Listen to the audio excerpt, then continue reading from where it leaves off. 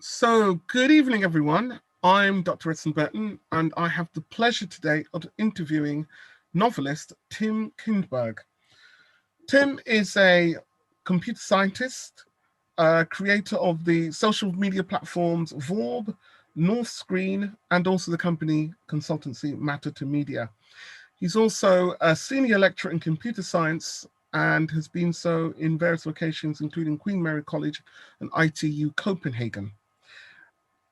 Tim also started, or at the early part of his career, was one of the early pioneering voices and computer scientists working on cloud technology in the 1980s.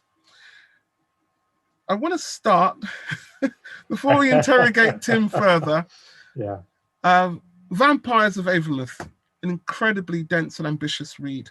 And I think perhaps what we should do for those joining us and for those who have not yet read the book is to get a bit of a flavor of it from you, Tim.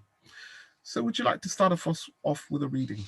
I will, absolutely. So I'm going to read from the prologue to the book. Obviously, it's a starting point for everyone. I won't be giving anything away that way, any spoilers. Accra.City, 2080. After his wife died, David drew his daughter, Yar, even closer, or tried to. They had stopped for breakfast at a food stall on their way to her high school, both sweating in the heat. He watched as she bit into a slice of melon. A trickle of juice escaped down her chin, which she wiped distractedly with the back of her hand. A smear remained. She was probably full, he thought, of wondering about her best friend and the sensor they had been telepathically exchanging that morning via their beads.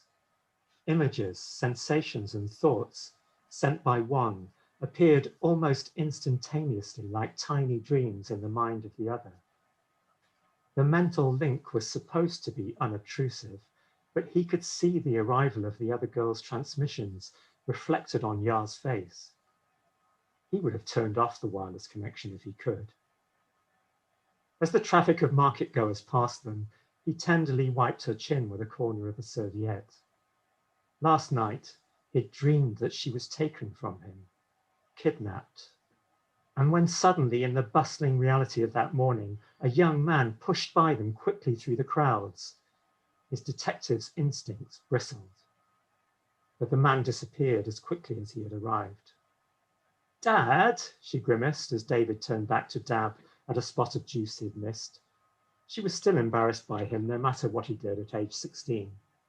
"Leave me here, I'll make my way by myself, it's not far." She looked at him imploringly, peering round to see if any of her friends had observed them together. She wore a silver choker with an adinkra medallion, which he knew to be kien, symbol of twisting and versatility. And in that choice of jewelry, she followed her mother. She was tall like her too, with cascades of fine curls and intelligent liquid eyes.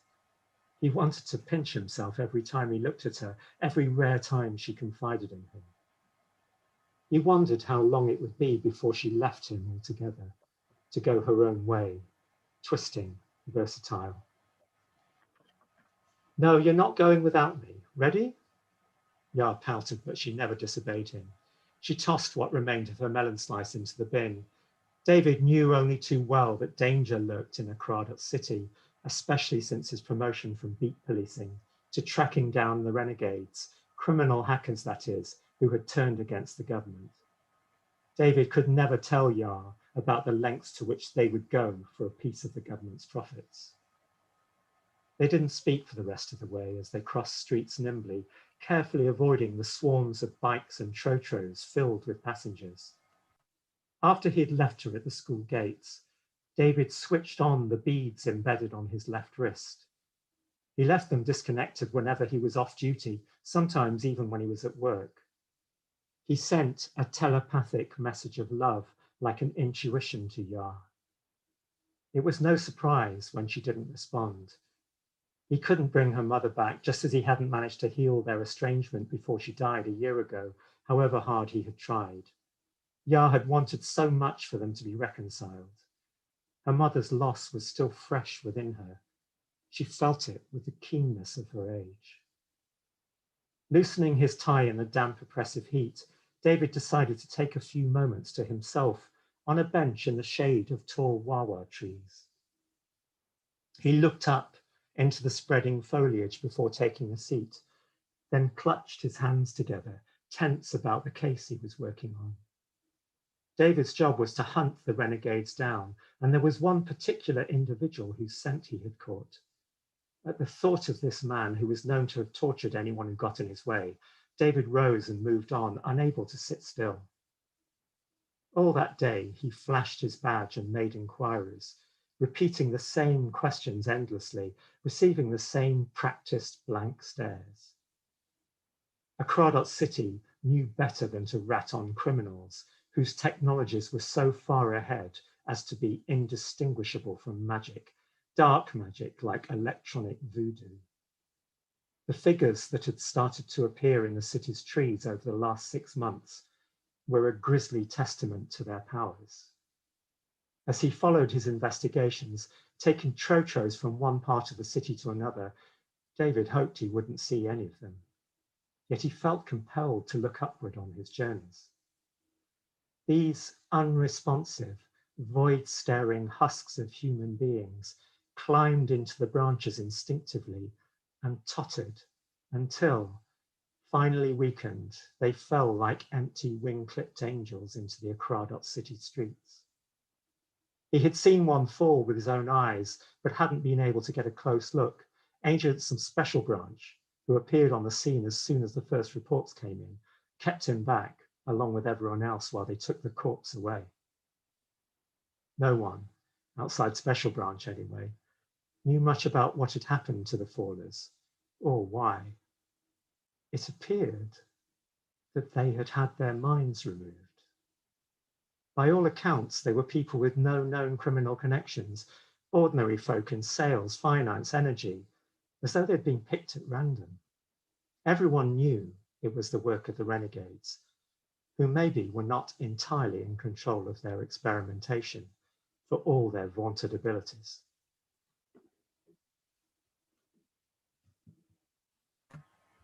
Wow.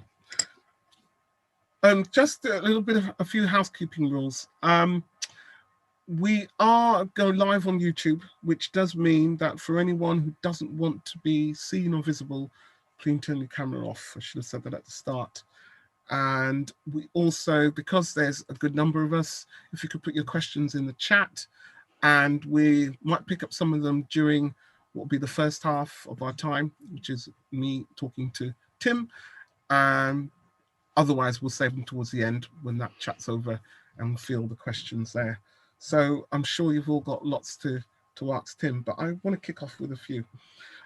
Tim, that's a very evocative opening chapter, section of a chapter. Could you, for those who haven't read the book, just give us a sort of a brief, non-spoiler outline of what's Vampires of Avonmouth about?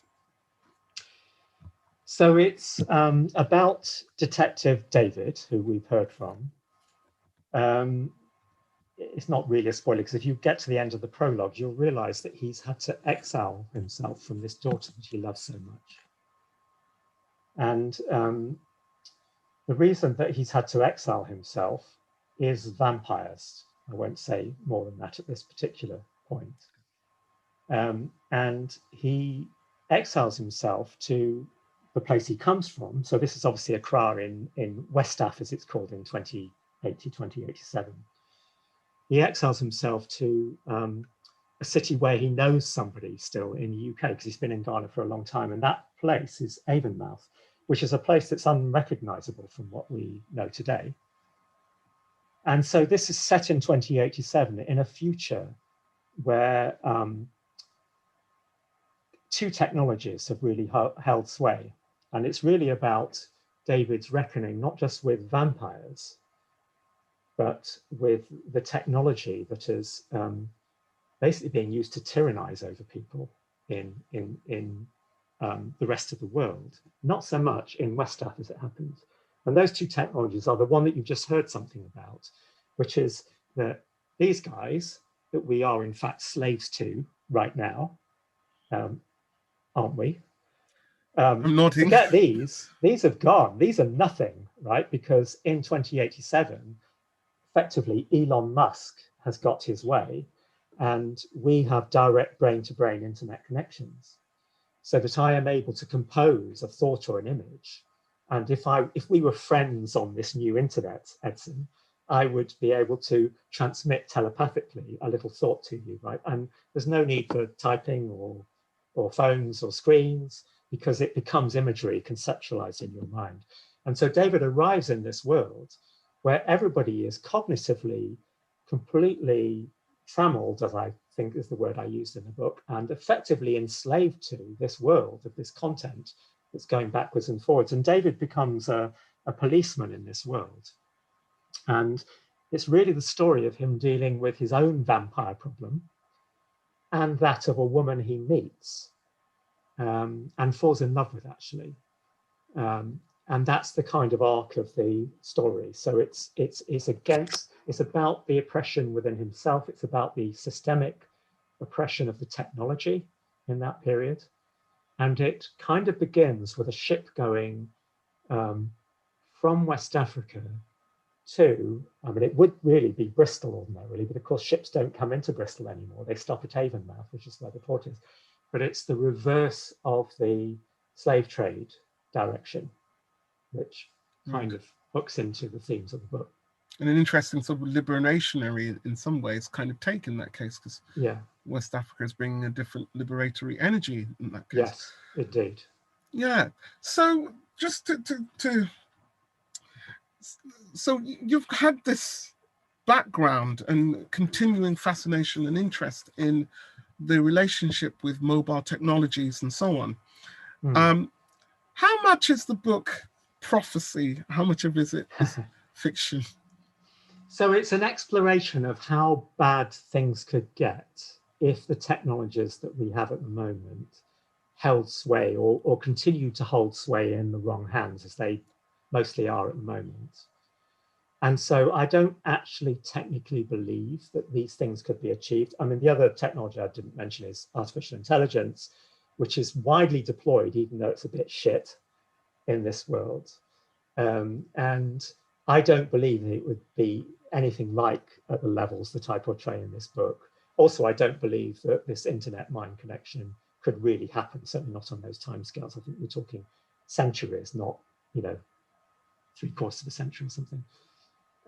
But it enables me to explore the potential consequences of what those technologies could mean for us if we don't get on top of them ourselves. And you talk in that sort of quite movingly in the book about these, in some ways, the beautiful alone, how difficult it is to kind of be off grid and offline. Yeah. What I wanted to ask is why fiction? You've co-authored and authored books on artificial intelligence, or at least on mobile technologies and so on. Why a work of fiction? I've always written, really. I've always written fictionally. I didn't really try and publish until more recently in my life, I suppose. But I've always written it because I just always had a drive to do it, I suppose. I mean, this book was many years in the writing. I've written it. I had a day job, so I've written it in the early mornings in the corners of my time. It's taken a long time. It's taken, I don't know, I'm a bit scared of how long it's taken me. It's taken me of the order of 8 years to write, although admittedly I did write another book halfway through that. But it's a very long process, and you don't do it unless you feel a drive to do it, really. It allows me to explore, like I say, to explore how things could be, which is beyond technical speculation. It gives me a lot more remit, I think, to look at how it impacts on our humanity, which obviously wouldn't be subject to that I'd normally put in a technical paper. So this is what I find fascinating about the book, is this relationship between human intimacies, Dave and Yar, the Obayifa character, Yeah. and how, in a sense, the online matrix kind of interferes with that. How much do you think we're there already? Well, I mean, here we are in lockdown and we're having to rely on virtual connections a lot of the time. And I think we are all missing the reality of human contact, aren't we? And it's partly about that being physically together is so different from being virtually together. You know, it has this value to us that's instinctive and, you know, primordial. It's partly about that, and it's partly also because we're all being bombarded. And I think we are being cognitively overloaded.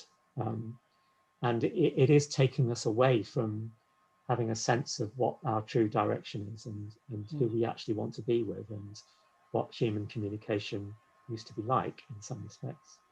And I think we're particularly acutely feeling that now, right? Yeah. You say the truth is offline is a spoiler alert, a phrase in the book. Yeah. So to read an outline of the book, one might think that this is a future world in which the science rules, but you've incorporated a very rich mythological context to it. Yeah. Do you want to tell us a bit more? Yeah. So, so one of the differences between Westaff and everywhere else in the world, basically the world is split between sort of three distinct bits in this weird universe I've made. But there's Westaff. There are the poles, the north and south poles, where all the servers are. So all these servers are just making all this content fly around the world, because of course it's a world of climate emergency as well. And so they've gone, you know, the servers have gone to the very poles to be as cool as possible with as little energy as possible. And there's Westaff, which is relatively liberated compared to the between, so-called, the rest of it, in particular the UK. And Westaff is a sort of the federated West African. It is. Yeah. Exactly. So there's been a lot of geopolitical changes happening in between. Exactly, or an enormous amount of geopolitical change. You know, and it's basically the network authorities and the multinationals rule the world. There aren't any governments as such. And the world beyond Westaff is almost completely subjugated by content. Content is king, and we are constantly overloaded with content. In Westaff, however, while they do have their beads, and this is the mechanism, you know, we all have beads. Beads are wirelessly connected. Thoughts are, in a slightly unscientific way, communicated from my brain to my beads. They go wirelessly to your beads, and those thoughts go along your body into your brain, right? That's the kind of message. In Westaff, it's not that that doesn't happen, but it's under people's control. So they gain a certain intimacy from it, actually an extra intimacy, but they aren't subjugated by it. And so Westaff has become a point of technological development. It's become a point of firewalling from a lot of the tyranny.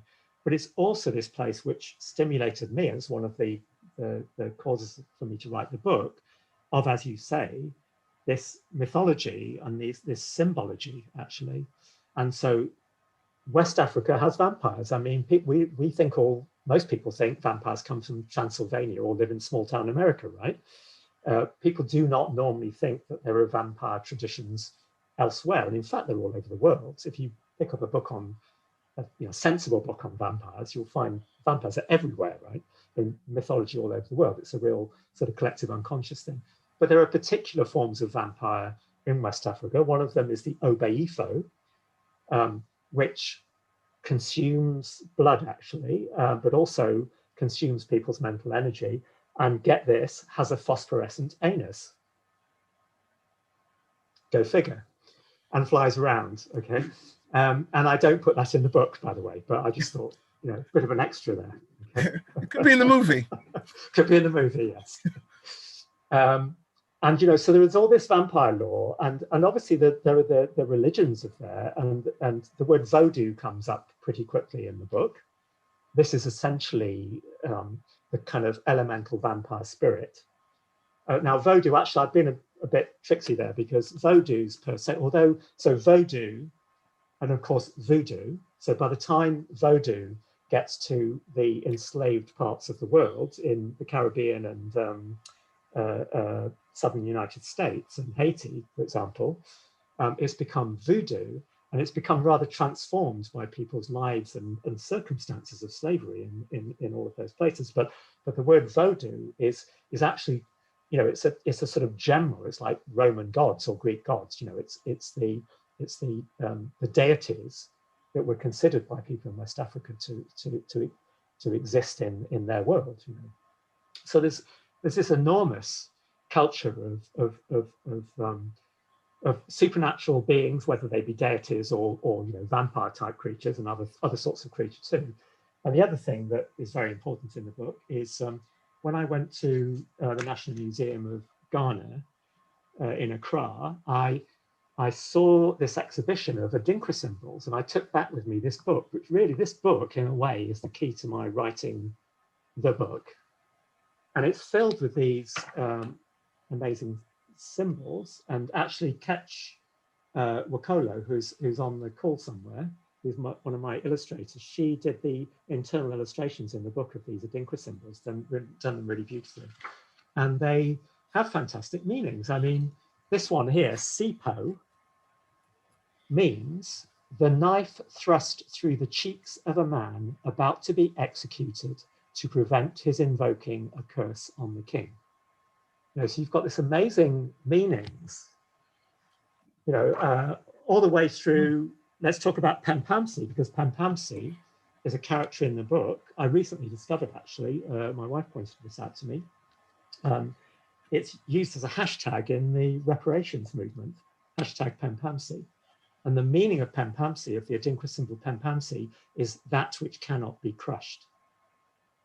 And my character Pam Pansy borrows it. So throughout the book, all these symbols, I mean, Pam Pansy interleaves these symbols and their meanings throughout the book. You know, and again, it's depending on which bit of the internet you read, but they go back to 19th century or earlier, and they're the product of the ancient peoples and the ancient kingdoms that obviously existed before colonization put a stop to it all. You know. Yeah. But yeah. Tim, could you perhaps read us, because this book is so rich that I think it's very hard to get a sense of just how many technological ideas and mythological ideas that you're playing with. Just get a sense of the different flavor. Could you read us an extract from the chapter, including Pam Pansy? Yeah, of course, absolutely. Yeah. So this is where we meet Pam Pansy, actually. And it's in fact, it's the first time we meet her, and it's the story of her abduction. It's a very short section. Veracruzo, West Af, 2066. I had made a contraption, a toy, I suppose you would call it. The robots had received instructions in relation to me, instructions that were incomprehensible to one aged 8, although I now know what they must have been. They waited with me in the compound, ready to stop me running away. And I, snotty, tall for my age, acting out a contrived interest in the contraption, I, Pam Pansy, stood with my heart beating hard. I sensed that I was in almost all respects beyond the ken of their algorithms. These robots were of a type unknown to me, glassy, mock-skinned, making small movements in crude emulation of flesh. Father was arguing with the flesh who had brought them. Mother came from her office to argue with them too. There was a lot of shouting through the open front door.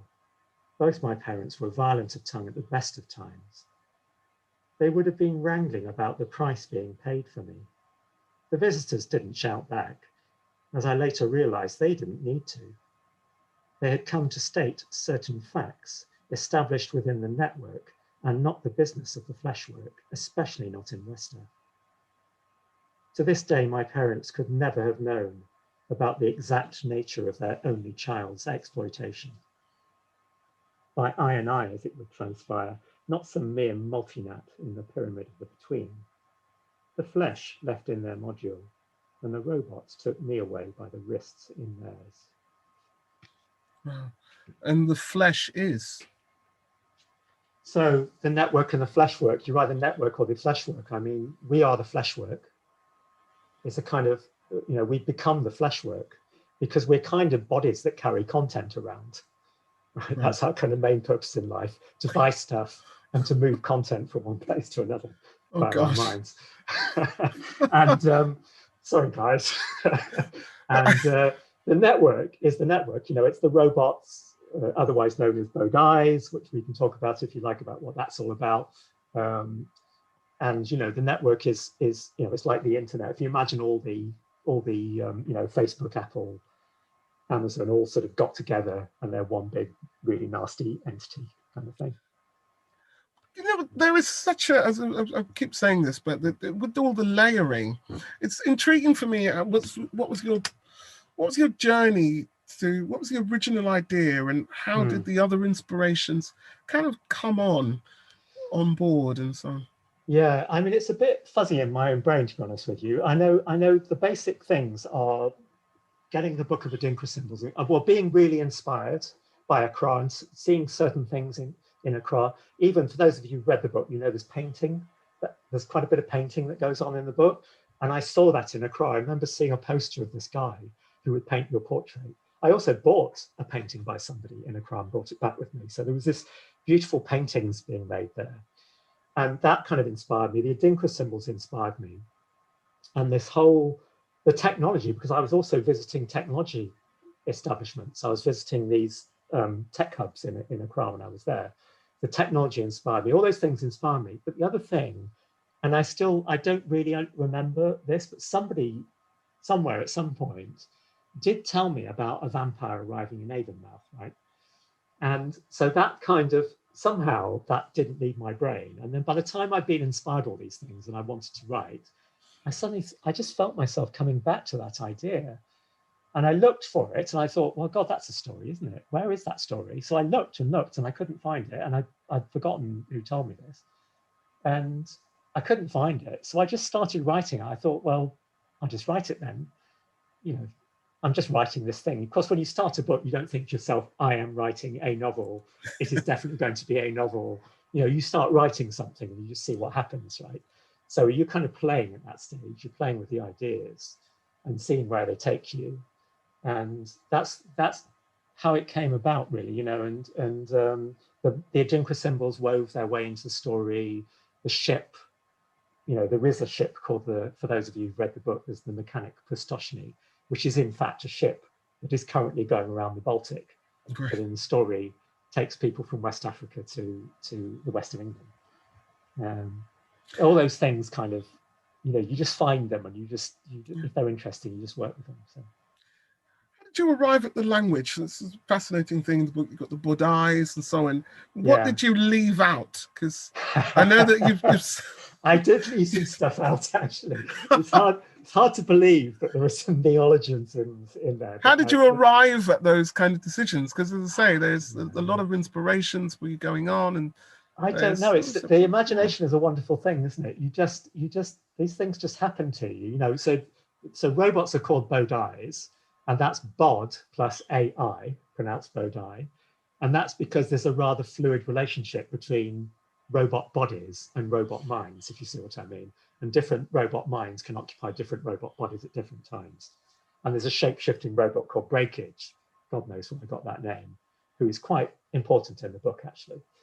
And it just happens. I don't know. I'm sorry, it's not a very satisfactory answer, but you just delve into these things and these things just come into your mind. And I did cut back some of the terminology because there's a lot of terminology. There's multinats, I&I, Bodais, fleshwork, you know, there's quite a lot. But I think most people find when they read the book that they get into it doesn't keep happening, you know, it sort of establishes itself and then it kind of stays the same. You don't have to keep learning new words or anything. So. Yeah, and I think this is it. Once the world is built, you kind of enter into it. But you know, and I think the really unique aspect of the book is to bring in this African cosmology and so on, especially the indwelling. I hope this is not a spoiler alert, but the indwelling. Well, you get to find that out by the end of the prologue, actually. Yeah. Correct. So, okay. Yeah. Sure. So you're a person of European heritage, and you know I'm actually half North American, but that's a long story. Apologies. So let's say that, what do you feel is the role of the writer in terms of drawing on experiences and using characters and so on? Is there a sense of limits or open space? What's your views on that, Tim? I think obviously there is an issue here in relation to race in particular, that I don't feel that it was my call to try to be talking about the experiences of another culture, certainly not right here, right now. I mean, the fact I'm writing about 2087 gives me a certain liberty to talk about people who are, many years hence, and therefore, it's anybody's guess what people's experiences are going to be, and I'm making up what their experiences are. I'm slightly, I know that people do call the book Afrofuturist, but I do in fact feel that it's not for me to be Afrofuturist. I mean, it's that there is a future African setting in it. It's not for me to do, to say that, what should be there. I've just kind of be inspired by certain aspects of present day West Africa in particular Accra and Ghana, to imagine a future for that. But I'm not setting out to try, and I can't possibly talk authentically about experiences of people who, have very different experiences of me. I can't. I feel like I can't do that, and I don't seek to do that in this book. There are African characters in the book, but I'm not trying to relate them to present day or historical circumstances particularly. They're science fictional characters, if that makes sense. Yeah. One could say that all characters are science fictional characters, couldn't you? Yeah, I mean, to some extent we are. Yeah, to some extent there might not be science in it, I suppose, but to some extent, yes, all characters are. Yeah. But obviously, I'm not. Yeah, I want to be sensitive about the claims that I'm trying to make in here. Yeah. People who are listening in, please feed through your questions to us. Yes. Because I, would really want this to be interactive and to get your thoughts. So put your questions into the chat and we'll respond. Tim, the book's incredibly visual, and I'm looking forward to the huge fortune you're going to earn when it's serialized. But do you have ideas and thoughts around its translation into I would love, medium? Of course. I mean, quite a few people have said that it's a visual book, and I would love, of course, for it to be. I mean, there was a time, quite a while back now, actually, when I was talking to filmmakers in Nairobi, in Kenya in particular, and filmmakers here, because I thought it would be really wonderful if there could be a science fictional co-production between the UK and in a funny sort of way, actually, this book, which of course is science fiction, has one foot in the UK and one foot in, well, it's West Africa, not Kenya, but is a kind of reflection of that to a certain extent, actually. I thought, well, if you can have a science fictional film set between those two continents, then maybe I could write the science fictional film, or write the science fiction story, And I'm not going to claim that I don't have any screenwriting experience or anything. I'd love for somebody to write the screenplay of it, and I can easily imagine it playing out, with a sensibility that's somewhere between those 2 points. You've got a sort of Jean-Pierre Bacolo Cameroonian science fiction, I mean, that kind of really magical science fiction sense, and have that in the mix there, definitely, and not have it like a UK production that happens to be partly set in Africa. That wouldn't work. As an international collaboration and connection. Yeah. So if anyone here has connections to John Piccolo or Steven Spielberg or Spike Lee, then please, be of some use and hook us up. Got some questions here. Did you find the book took you over to some extent more than when you were working on previous books? Are you possessed by the demon or the vampires of Avonmouth? I did, actually, because I felt like somehow with this story, I felt like I was more personally invested in it. I mean, I've actually written 2 other books. One languishes on Amazon I don't do anything to promote it. It just sits there and nobody buys it. And that was a sort of fantasy for young adults, actually also set in the continent of Africa, because it's set in Marrakesh. And then I wrote a book for kids partway through writing this book, which I haven't done anything real with yet. But this book I'm much more invested in. It feels like there's much more of my, it feels much more my baby than the other books somehow. I feel more I feel more behind it in a way. And one of the things I said to myself, you know, when you're an author, you get this terrible imposter syndrome, and you keep thinking your book is shit and everyone's going to think it's shit, and it's, oh my God, why didn't I put a semicolon there? You know, you say that kind of stuff to yourself. But actually, I've decided with this book, I'm not going to do that. I'm going to stand by this book. I feel it deserves to be stood by. You know, I put myself into it for better or worse, and it's flawed, I'm sure, and all the rest of it, but I'm going to stand by it. You know? So, and I don't think I felt that to the same degree about the other things I've written. Is that, do you think, because you were learning as a writer, or is there something else? Well, one is all. I mean, I don't think I've ever stopped learning as a writer, Yeah. But in a different part of your journey. I think it's more. What is it? There's more themes. I'm not going to say it's about me or anything, but the themes in it are more themes that preoccupy me. I mean, both kind of through my own life journey and also, I guess, through my preoccupations in terms of, you know, there's a lot of stuff in the book about what is supernatural and what isn't supernatural, or what is super virtual, which is this concept of supernatural phenomena, but in the virtual realm instead of in the physical realm. And there's what is consciousness anyway? You know, there's all those sorts of stuff in it. And there are things that I actually spend quite a lot of time thinking about. So there's a lot more invested at that level as well, I think. So it does raise these huge philosophical questions, to say, around consciousness and around how solitary or separated can we be, or even as we are today. Yeah. A couple of other questions. What other authors have inspired you? I always find this difficult to answer. But in the science fiction realm, definitely J.G. Ballard, definitely Philip K. Dick. I know there's pretty stock examples.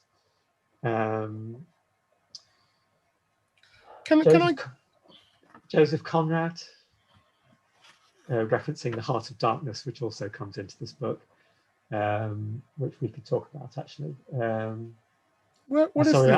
It's one of those questions I always blank on, even though there's loads of authors I like. It's hard to think of them at the time. What's the Conrad influence? I think it's just this sense of being in a world that you don't necessarily really understand. I think there's a lot of really not recognizing that there's a lot of world that we don't understand in this book. And I think Conrad had that same sense of that, you know, that you were always voyaging into the unknown. Even if you thought you were voyaging into the known, you're pretty damn well certainly were voyaging into the unknown. Well, at least if you had your eyes open, you know. And I think that's part of what I like about his books. Can I suggest that one of the difficulties in terms of naming your inspirations is that this book is so unique? It's an amalgamation of quite a rare body of influences. Yeah, well, I mean, it's true in a way, because it's Gothic and it's science fiction, and it's at least those two things. And there's not a lot of that around, actually. There are some.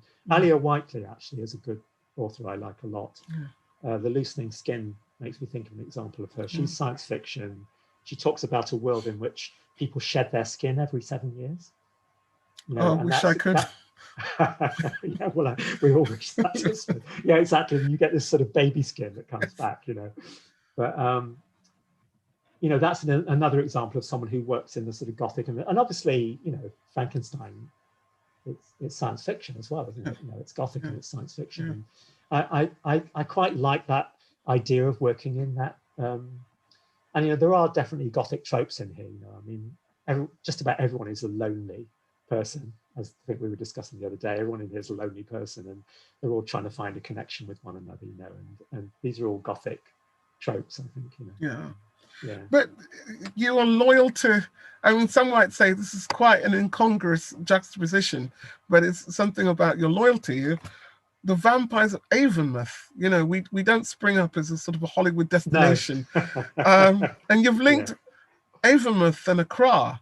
So yes. again, I think these are some of the unique aspects of the book to stay kind of loyal to these locations. Well, I mean, there was whoever told me about a vampire arriving in Avonmouth sort of got me to Avonmouth. So I went out to Avonmouth, by the way. And I don't know whether any of you have been out to Avonmouth recently, but I mean, well, one thing to say about Avonmouth is it's currently a very interesting place in lots of ways. But you've got this kind of little village in Avonmouth, but there's these huge industrial structures all around it. The air pollution in Avonmouth is appalling. It's much worse than anywhere else in this part of the world. They have infestations of flies. They had that terrible accident in a water plant recently. And they're surrounded by big money, big industry. You know, it's really this world of multinats is there. And for those of you who've read the book and know what I mean by near above and down below, that's all there. There's the down below, and the near above are these amazing structures. All the wind turbines are there. You know, it's all there. And if you spin your imagination around it and you imagine that it's 2087 and we've had the climate emergency and we've had the disruption with a capital D, and people have built upwards to get away from the water and also to get away from the refugees, you know, and there's algorithmic determination of who's allowed to go upwards. You know, you can turn that place into that kind of place, as I did, relatively straightforwardly, actually. There's even the Spiller's grain silo, which features in the book as well, where Obe does like to hang out at one point in the book. And if you've seen that building, you'll kind of know why, I think. And there's some great questions in the chat, but I just wanted to ask you this. There is an underlying sense of social justice and social concern. Is that important for you in your writing? Yes, inevitably. I mean, I don't think we have anything like social justice, and it's kind of interesting because I don't really call out different classes in economic terms in the book, but there are different classes because for a start, there's the people who can't turn the stream of content off, and there are people who are, and there are the people with dementia, because all this causes early onset dementia that happens in the book, and they become completely persona non gratas. If you've got dementia in this story, you've got your persona non grata. So there's a sort of technologically driven class structure, if you like, and I'm kind of playing with that in a way. And I certainly wanted the vision of West Africa to be an ascendant one. You know, that it has become the Silicon Valley of the world. And that was important to me to try and, just as the ship goes in the opposite direction from the original slaving ships, I wanted there to be some, you know, reversal of fortunes, if you like. That was important to me. Yeah.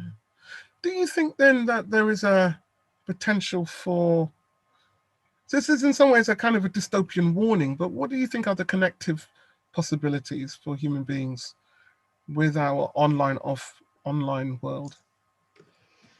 Are you hopeful? I think if we wrest the technologies away from the bad people who've got them at the moment and regulate them, then it's not like things like Facebook are intrinsically evil, right? It's that they're being used for particular purposes which aren't aligned with social value in general. It's not that it has no value. I mean, some people who otherwise can't get out and about physically and their only means is to communicate with people online, it's very valuable to those people. I don't want to diss the whole concept, but clearly when you look at the disruptions that people have been perpetrated against democracy through technology platforms, it's obvious that we need to do something about it. I am hopeful fundamentally that the majority of people want to be aligned around better values than pure naked capitalism. So I am hopeful. Yeah. Thank you. Some questions from our audience. Did the philosophical elements come first, or the characters and narrative? Oh, that's an interesting question. I don't think I set about to write a book about philosophical concerns. I think the characters and the whole idea of what it means, you know, to have thoughts electronically generated suddenly raised all those philosophical questions. You know, like what is consciousness? You know, that's the whole thing about AI and this technology is, can we recreate consciousness? I don't believe we can, but some people do. Can we recreate something like human consciousness? With technology, I don't believe is possible on anything like the technologies we know currently, but some people do. And you know, it does raise philosophical questions. So I think it was that way round. I've always been interested in philosophical questions, you know, mind and body goes back centuries, millennia, really. And I've always been interested in those things. And they naturally fell into the story of the narrative and the characters, I think. Yeah. So sometimes the characters are, you know, the characters allow you to address these questions in a real and human way. Yes, exactly. Yeah. So a question here, have the experiences of the last year informed your perspective on the story of the book? Well, I think, you know, apropos of the remarks I made earlier, really, I suppose we are now much more having to encounter one another virtually. And I think we're seeing a few things that, so obviously the book is extreme in that respect. So we're really only encountering one another virtually in a way. Like the physical world has become a kind of mere accessory to online contact. And we're nothing like there, but I think our being online so much tells us what we really miss about real human contact. And it also tells us about how the technologies we've developed, I don't think this was anybody's really intention to begin with, amplify our differences in a way that really doesn't help us. So I think it has, in my world, the censor, it is no accident. It's a bit like the word soma from Brave New World. It's like a drug. So we're not, you know, fighting one another and rioting and killing one another or anything. But we're just subjugated, you know, whereas in the real world now, with these technologies, they are polarizing us in a way that's, you know, is leading to people killing people, frankly. And, you know, that's a very different world from the one I've envisaged. But I think they're equally bad, those things. Yeah. Almost the anesthetic as opposed to the polarization. Yes, exactly. Yeah. There's the aggravation or the anesthetic, you know, which do you prefer? Yeah. So a good question here. Having created this world, are you planning to go back? Is there a sequel? I haven't really thought about writing a sequel. I'm aware that I could. I don't want to give away what happens at the ending, but the ending does invite further possibilities. Or even a prequel. A prequel. Interesting. Yes. Well, I mean, a prequel, I could, I suppose, do that in the sense that I could go back and look more deeply at what happened to poor David in Accra back when it did, you know, because there's a lot more to say about that. I just sort of glancingly refer to how he was learning about what happened to him from which technologists, whatever they are. I could figure out what they are and write about that, I suppose, you know. Yeah. I mean, that's a great question, because I guess whoever's posed that question is telling you that the world is so rich they want more. Yeah. We got on a lighter note, and well, we say on a lighter note, but I think there's something underneath this question which I'm going to twist, just make all difficult. I think I might have seen the question you're referring to, Edson, but yeah, yes. So ask it. Do you think you might have to change the title of your book if you got a big movie offer? I see. Oh no. Okay. Yeah. Like Vampires of New York, you mean, or Vampires of Miami? I guess in a sense, really, perhaps underneath that is what's your red lines in terms of what's your red lines that you're really, it's important for you. I wouldn't want it to be, I wouldn't want it to become a Hollywood film. I wouldn't want it to cease to be at least half about the African setting. And really I'd want to cling on to the West Country aspect. I mean, I put a lot of West Country in here, right? There's Avonmouth, we haven't talked about Weston-super-Mare. There's Avonmouth, there's Weston-super-Mare, which features strongly in the book, of course, as one would expect with Weston-super-Mare. And, you know, the two scientists are called Dirac and Higgs. They're both, did everyone know this? Nobel Prize winning physicists who both went to school in Bristol. You know, there's a lot of stuff in there that's very based around, there's Arnos Vale Cemetery. You know, I wouldn't want, I think I would have red lines about that. I'm not sure quite where the red lines would lie, but yeah. Thank you. Good to know. So if anyone's listening out there and hooking Tim up, there are things that are not to be played with. Yeah. I think we've got a lovely question here, but I'm going to slightly rephrase it because I think there's a potential spoiler alert in it. Could the ending have been different? What other scenarios did you think about? It's a difficult one, isn't it? It's a very different one. Well, I would like to say one thing here for those of you who, well, I have to be careful what I say, actually, in case of spoilers. There is a certain TV series that people are talking about at the moment, whose ending is quite close to my ending, in fact. So I don't feel like it's a terrible ending, the one I've got at the moment, but I think it's a pretty horrible, some pretty horrible stuff goes on in the end, I have to say. And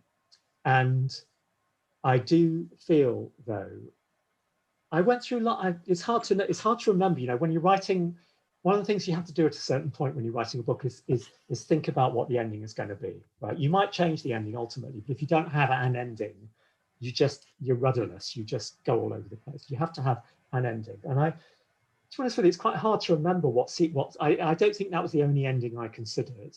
But I do consider that although really bad, nasty stuff happens at the end, that it is ultimately not an ending without hope, that things can be, the balance can be redressed, I think is what I would say. So I didn't set out to have really nasty stuff happen to one of my characters. I didn't really want that. But Pam Pansy is a very tragic character in lots of ways, in fact.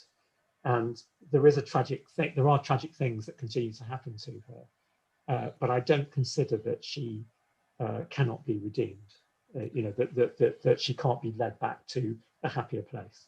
So that's what I would say to that.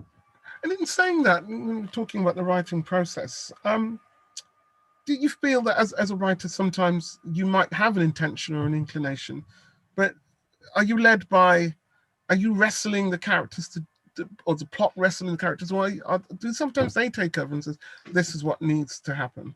Yeah, very much. I think they're in charge, actually. I mean, you have to rein it in at a certain point because sometimes they'll lead you down garden paths, and you know, editing is really hard, right? And it's essential. But you know, believe it or not, I did take stuff out of this book, and you know, they are things where I don't think I was being true to my characters ultimately, because I think if you're authentic in relation to your characters, you know, they do the things that they really want to do, and you let them do that, then that's always the best path to take, I think. One of the problems I did have is just hanging on to this world, because I'm writing it for like half an hour every morning. And for those of you who read it, you know, it's quite a complicated beast, this world. And you just, you know, when you come back to it the following day, you think, hang on a second, what did I call those things again? And was it that two Vodus can do this, or Vodu, you know, and it's just hard to keep hold of it, really, you know, and that's you build inconsistencies in which you then have to go over and fix at the end, of course. But I think it's always best to let your characters emerge, because they're always going to be truer that way. Yeah. Question here, which is really sort of an inside joke. For apologies to people on YouTube who might not wondering what this is all about. What did the proprietors of Royal Hotel in Avonmouth think about their portrayal in the book? So I did think about this, actually. I mean, there's various, so For those of you who don't know, not only is there a royal hotel in Avonmouth, there is also a royal hotel in Weston-super-Mare, believe it or not, and they both feature in this book. But I would draw people's attention to what it says near the beginning of the book. This is a work of fiction. Names, places, or other entities, including incidents, are either products of the author's imagination or used fictitiously. There you go. But the pen is indeed mightier than the sword. So it doesn't mean I won't get. The other thing I always think about this is, well, I wasn't writing about it now. I was writing about what's going to happen in 2087. I mean, you'll have moved on by then. So yeah. Absolutely. Yeah. But just bear in mind, be careful. Be careful, any proprietors out there, how they treat Tim if they come into the bar. We're almost out of time, but Tim, what else are you working on? How are you pushing this forward? Are there other projects? Yeah, so I mean, to be honest with you, I've been rather silenced by. So in lockdown, I've got to admit that I have done very little new writing. I just haven't felt inclined to it. I've just had other things on my mind. But I did begin before lockdown a book which appears to be about a Martian invasion of Bristol. So there is that. I've also started in outline a book for very young children about a bee in wintertime. I mean, what can I say? I mean, that's what's been coming into my mind, but I haven't. They've got nothing to do with one another, obviously. But you know, it's not that I think I won't write again, because I will. But I think I concentrated on getting this book out mostly during lockdown. But the energies I had mostly went on that rather than writing new stuff. But I think, you know, now this has happened, I'm going to feel a bit more free to write new material. Is there anything you want to leave us with before I? Yes, I just would like to. I'm sorry we're running a little bit over, but if people just would indulge me for 3 or 4 minutes, I just want to say a few things. First of all, I mean, I want to thank everybody who's supported me in writing this book, and that includes all of you on this call. It obviously includes Edson and Donna, who you can't see, who's been managing Zoom in the background. It includes Jazz Thompson and Ketch Wakolo, who are my illustrators, who did the wonderful illustrations for this book. Members of the Bristol Fiction Writers group, who've heard me come up with bits of this story many times and given me feedback. Penny, my lovely wife, who's helped me all this time. Pervasive Media Studio, where I'm based, and Watershed and the Festival of Ideas, who helped me with promoting it. So thank you, and I'm sorry if I've forgotten somebody, but you all know who you are. All my beta readers have given me great feedback, including Edson, you were a beta reader, for example. The other thing to say is I am an indie author. You know, I haven't got Penguin behind me. So please buy the book if you haven't already. Please review it at Amazon or Goodreads, or preferably both.